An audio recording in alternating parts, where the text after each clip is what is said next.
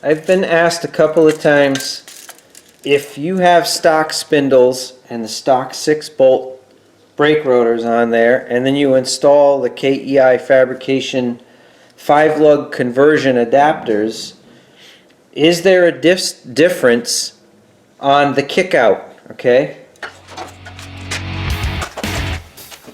I think that's what they call a Bluetooth frame rail.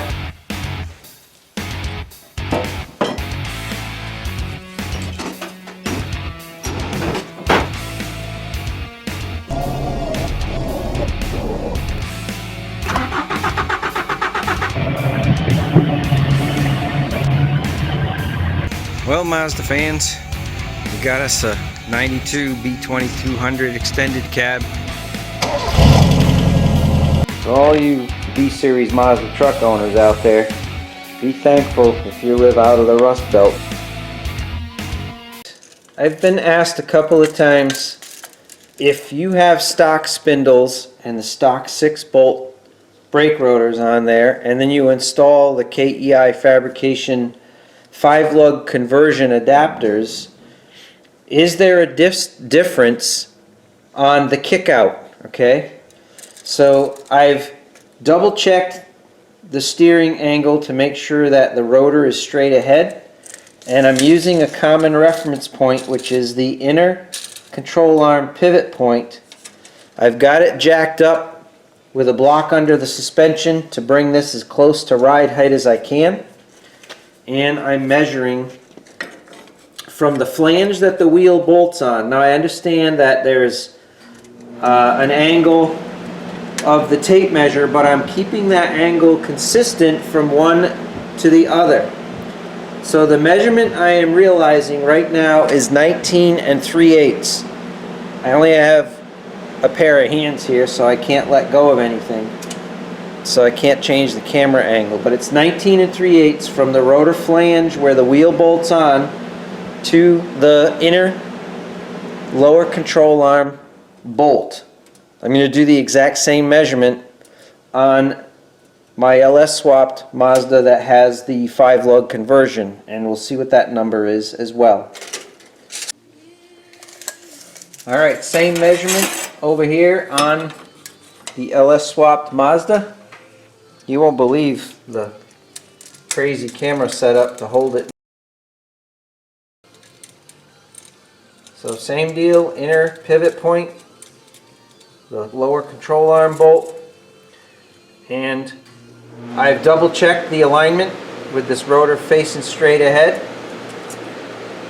And I know you can't see the number. It's 19 7/16.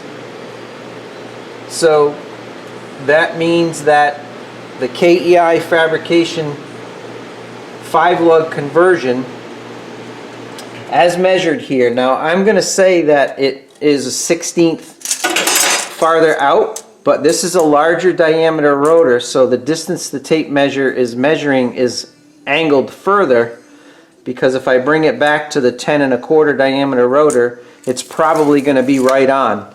So for all practical purposes, if you want to be a conservative and double check your measurements, this rotor face where the wheel bolts onto with the Crown Victoria adapters and the 5-lug Ford Explorer rotors is 1/16 increased towards the outside. Worst case scenario, if anything, it's probably exactly the same. So I hope that's helpful. Alright, another question that comes up quite frequently is when you put an 8.8 Ford Explorer rear end in, whether it's narrowed or not, what is the difference in relative to a stock rear end? So the stock rear end, the width from wheel flange to wheel flange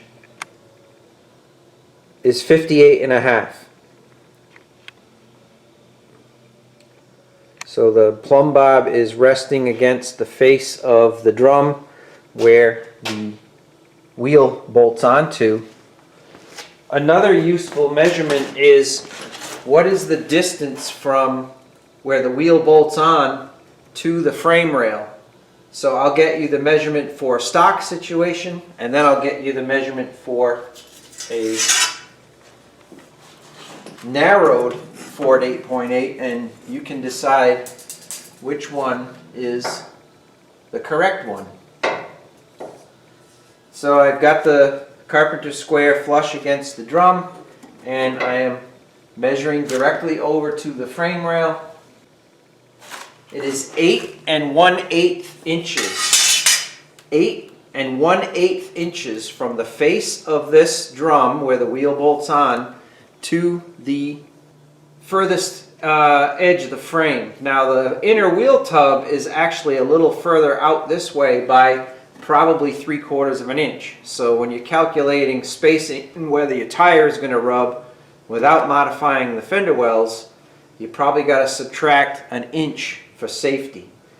Okay, so from the frame to the face of the drum on a stock Mazda rear end is 8 1/8 inches. Again, the total width is 58.5. Let's get some Ford 8.8 Explorer information. Alright, what we've got here is this same setup bolted directly to the rotor flange where the wheel bolts on. This is a narrowed Ford Explorer 8.8. The total width after the narrowing process from rotor flange to rotor flange is 56.5.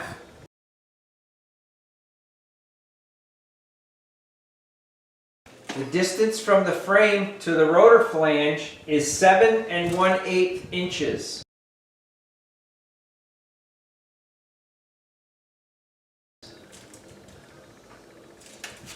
So the narrowed Ford Explorer 8.8 rear is 2 inches narrower than the Mazda stock rear end. 58.5 inches for the stock, 56.5 inches for the narrowed 8.8 Explorer.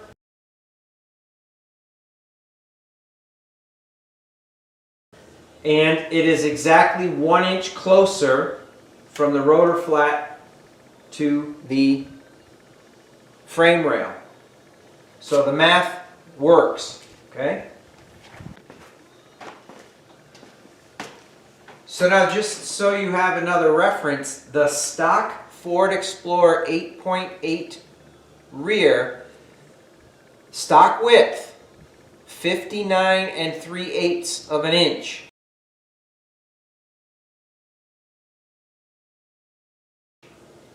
It is 7/8 of an inch wider than a stock Mazda rear, which means if you bolt the standard width Ford Explorer 8.8 rear into a stock Mazda truck, the wheels or the flange is going to be 7/16 of an inch further out than stock. So I'll put all these numbers up on the screen so you can either copy them down and have them as a reference. Alright, it's been a long time since I've done this, so I had to redo all the measurements to just make sure I had confidence in what I was telling you. But that should help everybody make a decision on, do I go with a stock width 8.8 Ford Explorer rear? Do I go with the narrowed Ford Explorer rear? And I have no information on the Rodeo rear end. So somebody else will have to provide that information. So another piece of information is when you narrow the Ford Explorer 8.8 rear end, you only narrow the driver's side axle tube by 2 7/8 inches, 2.875. You bring the driver's side axle in that distance, you go purchase a passenger side axle, plug it into the driver's side, and now you have equal length axles, and your pinion is now on center. So you go from 59 3/8 to 56.5. Hopefully that's helpful to you folks.